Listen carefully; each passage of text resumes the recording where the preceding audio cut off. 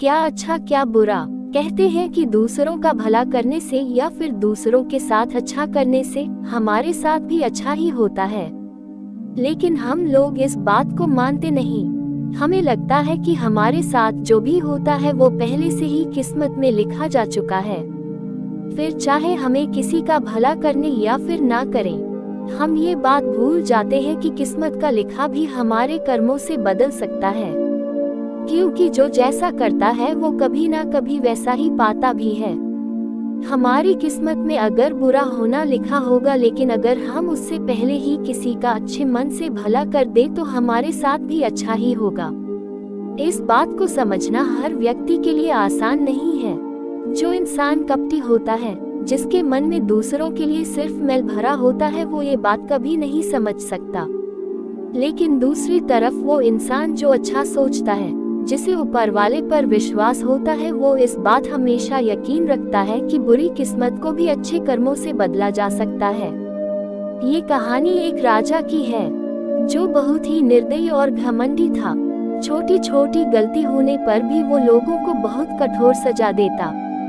समय के साथ उस राजा का अत्याचार भी बढ़ता जा रहा था। एक दिन अचानक राजा बीमार हो गया और उसे ऐसी बीमारी हो गई जिसका इलाज किसी भी वैद्य के पास नहीं था। सारा समय वो बिस्तर में ही पड़ा रहता था। अब राजा को लगने लगा कि उसकी मौत नजदीक है, लेकिन वो राजा मरने से बहुत डरता था। अपने डर को दूर करने के लिए वो राजा रोज प्रार्थना करने लगा, भगवान किसी भी तरह मेरी जिंदगी बचा लो।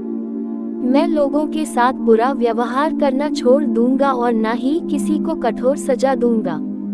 मुझे बचा लो, मैं अभी मरना नहीं चाहता। उसकी प्रार्थना सुनकर एक रात उस राजा के सपने में भगवान आए और उस राजा ने उनसे अपने जीवन की भीख मांगनी शुरू कर दी। उस राजा पर दया दिखाकर भगवान ने कहा, तुमने पूरी जिंदगी लोगों को परेशान किया है, लेकिन फिर भी अगर तुम कोई भी एक अच्छा काम कर दोगे तो मैं तुम्हारी बीमारी ठीक कर दूंगा और तुम फिर से एक नया जीवन मिल जाएगा। ये सुनते ही उसका सपना टूट गया और उसकी बीमारी भी ठीक हो गई। राजा अब पहले जैसा स्वस्थ हो गया और अब उसे बस एक अच्छा काम करना था। राजा बिस्तर से उठा हुआ देखकर उसकी पत्नी बहुत खुश हो गई और वो तुरंत उसके लिए एक थाली में फल और मिठाई खाने को ले आई। लेकिन राजा को बहुत जल्दी थी, क्योंकि उसे एक अच्छा काम करना था। तो उसे लगा कि उसकी पत्नी उसका समय बर्बाद कर रही है और गुस्से में उसने खाने की थाली फेंक दी और अपनी पत्नी पर चिल्लाते हुए वो बाहर की तरफ भागा। बाहर जाकर उसने अपने सैनिक से घोड़ा लाने को कहा। सैनिक बोला, महाराज आप लंबे समय से बीमार थे तो हमने रोज की तरह सभी घोड़ों को घास चरने के लिए जंगल भेजा है और उनके आने में अभी देर है। ये बात सुनकर राजा को गुस्सा आ गया।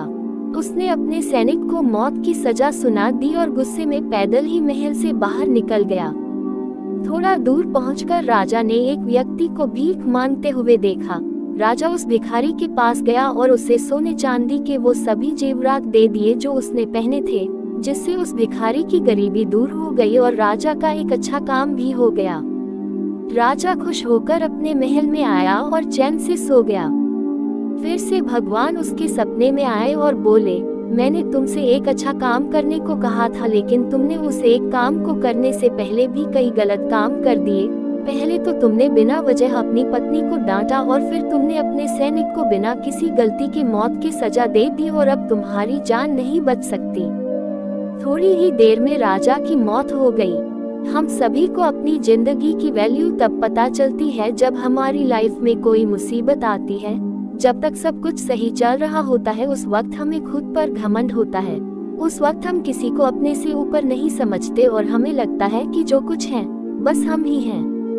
हम अपने वक्त का और अपनी ताकत का सही इस्तेमाल नहीं कर पाते और जब बहुत देर हो जाती है तो तब हम दूसरों के लिए कुछ करने की सोचते हैं। कई लोगों की आदत होती है जो अपने ही परिवार पर गुस्सा करते हैं, बेवजह लड़ाई करते हैं और बाहर के लोगों के सामने अच्छा बनने का नाटक करते हैं। लेकिन हमें ये बात नहीं भूलनी चाहिए कि अगर लोगों की जिंदगी में कुछ अच्छा ही करना है तो उसकी शुरुआत अपने घर से करनी चाहिए। जब हम अपने परिवार के लिए सही होंगे तब जाकर हम बाहर की दुनिया के लिए कुछ अच्छा कर पाएंगे। हम सभी को जिंदगी एक ही बार मिलती है, अगर इसे सही से जिया जाए तो एक ही जिंदगी बहुत होती है।